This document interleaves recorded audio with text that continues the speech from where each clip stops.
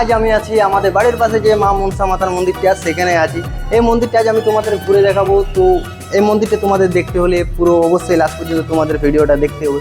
আর এই মন্দিরটা কোথায় অবস্থিত সেটাও আমি ভিডিওর লাস্টে বলে দেবো। তো লাস্ট পর্যন্ত পুরো ভিডিওটা তোমরা দেখতে থাকো গাইস। তো চলো মন্দিরটা তোমাদের আমি আগে ঘুরে দেখাই। ও মা মনসা বিশ্বহরি ভক্তি মনে পূজা করি। ও মা মনসা বিশ্বহরি ভক্তি মনে পূজা করি।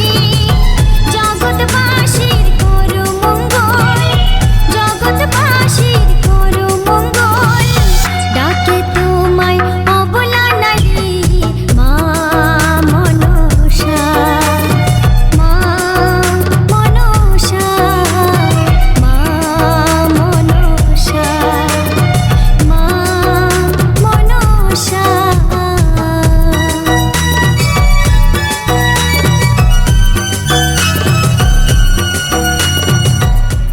তো গাইস আমাদের এই মা মনসা মাতার মন্দিরটা তোমাদের কেমন লেগেছে অবশ্যই কিন্তু কমেন্ট করে জানাবে। আর এরকম সুন্দর সুন্দর তোমরা যদি ভিডিও দেখতে চাও তো আমার চ্যানেলটা অবশ্যই সাবস্ক্রাইব করে দিও গাইস।